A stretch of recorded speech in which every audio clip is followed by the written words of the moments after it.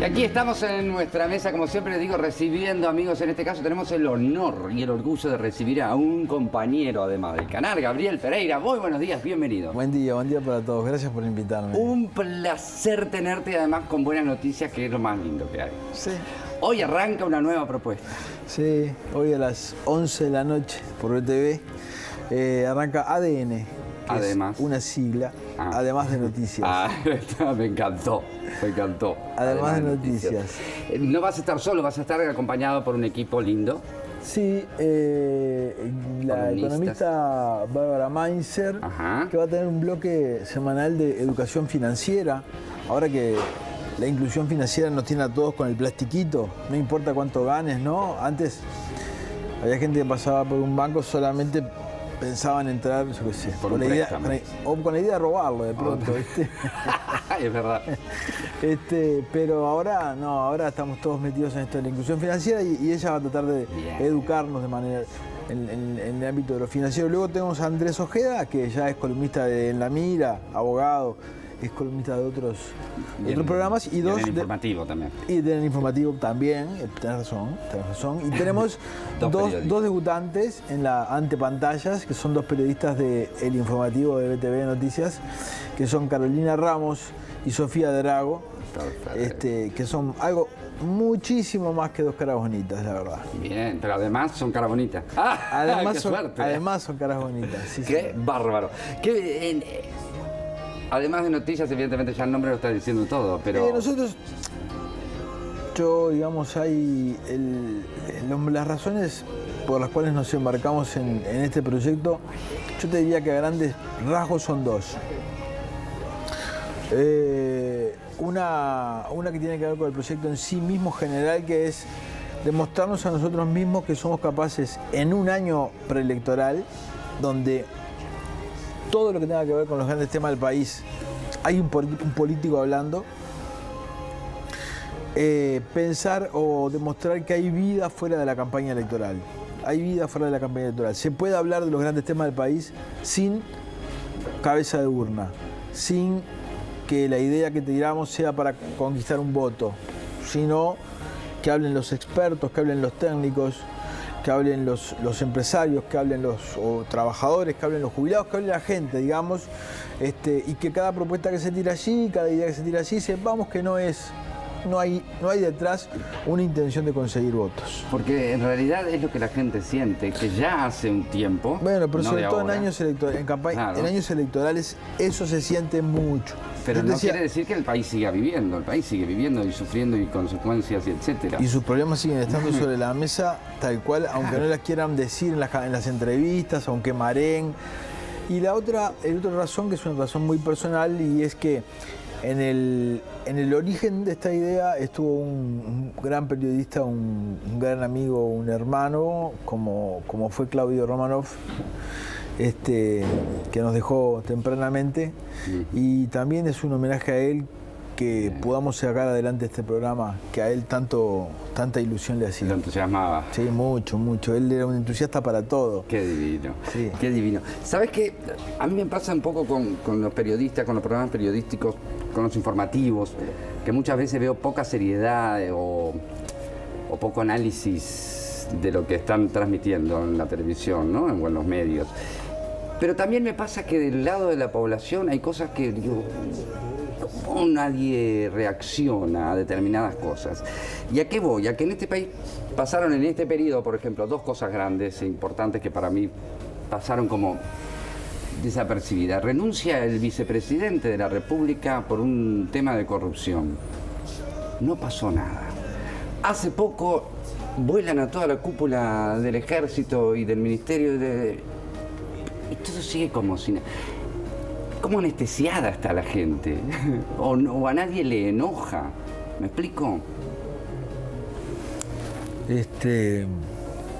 Son cosas que si hubiera pasado en otro país hubieran tenido otras trascendencias que acá no tuvieron.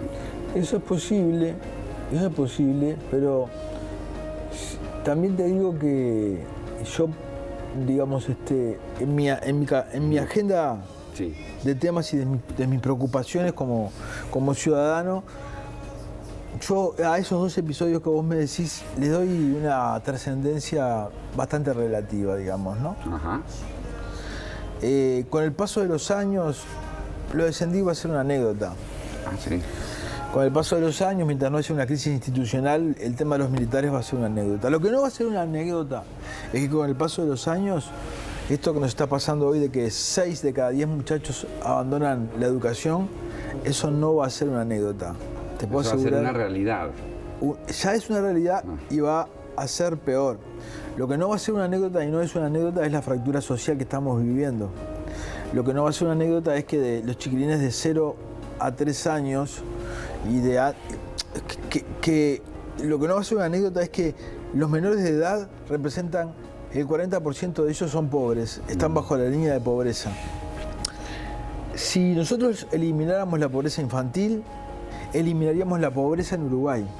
Vos date cuenta de esto. Claro. Si eliminamos la pobreza infantil, eliminamos la pobreza. ¿Por qué la pobreza en Uruguay es infantil?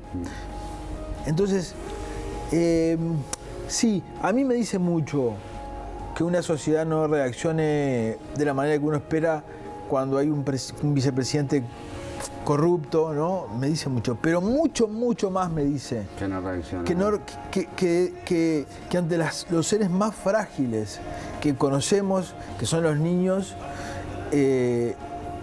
permitamos que esté pasando lo que se está pasando. Y se mire para otro lado. Hay veces que siento que no tendríamos derecho a la felicidad, ¿sabes? Cuando pensamos que en la casa de al lado hay un pibe, el 60% de los chiquilines de Uruguay sufren algún tipo de violencia. Algunos de violencia del grito de sos un inútil, no servís para nada, y en otros casos los queman con planchas, le fracturan los brazos, los agarran de las piernas y le dan la cabeza contra la pared.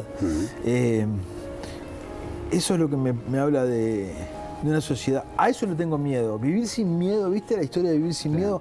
A eso le tengo miedo. A esos uruguayos que hacen eso y a los uruguayos que miramos para otro lado, a eso le tengo mucho miedo. Hace poco, ya, porque por eso yo te decía, ya que estamos, te puedo aprovechar para todo. Hace poco recibiste un mensaje muy, muy lindo de un militar retirado. De un general retirado.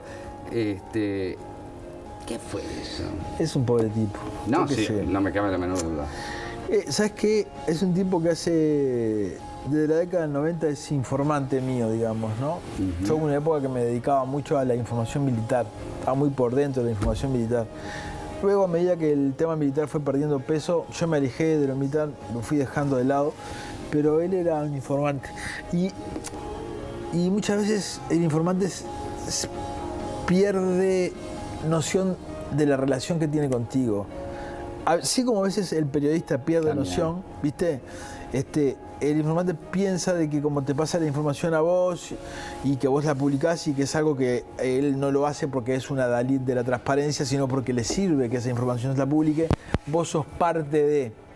Y cuando salís a opinar y se da cuenta de que no sos parte de nada, que estás en contra de todo lo que él opina, se sienten engañados, se sienten sí, pero ya está, ya pasó. Sí, yo le mandé un mensaje bien duro, como para que no se pase la raya, porque yo sé muchas cosas de él. Claro. Sí, más si eres tu informante, más vale. Obvio.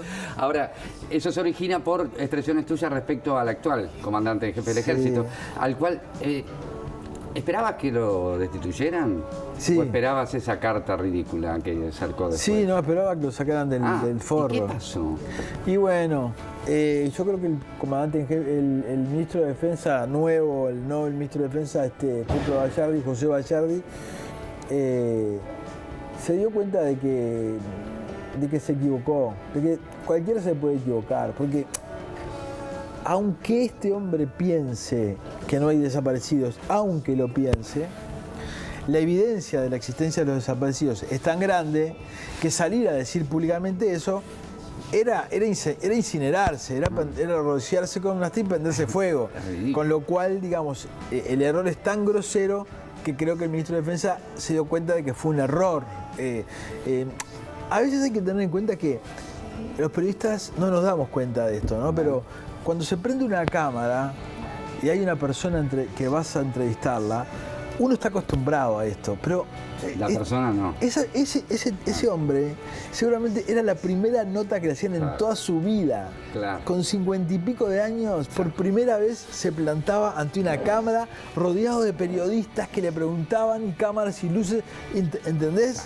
Sí. Uno a veces no se pone del otro lado, pero podés decir cualquier cosa. Uno dice, yo soy un peligro hablando, ¿entendés? O sea, yo digo cualquier cosa muchas veces, y entonces se debe haber equivocado. Ay, me encantaría preguntarte por un montón de cosas más. Y bueno, pero el tiempo es el tiempo. No, y vamos a tener el placer de tenerte además todos los jueves va a ser. Los jueves a las 23 horas va a ir ADN, y los miércoles a las 20 horas sigue yendo en La Mira. Que si no lo vieron ayer en la entrevista con Martínez, está muy divertida, muy linda, pueden verla. No, pero a mí porque me divierte además ver esas cosas. Bueno. Me divierte y no sé cómo hacen además para después de la tanda seguir, porque yo no puedo. Hay un montón de temas y los vamos a estar viendo en ADN o en La Mira. Gracias por existir. Gracias a vos por la invitación, sos un crack. Vamos a una pequeñísima pausa, ya volvemos a Más Día a Día para vos.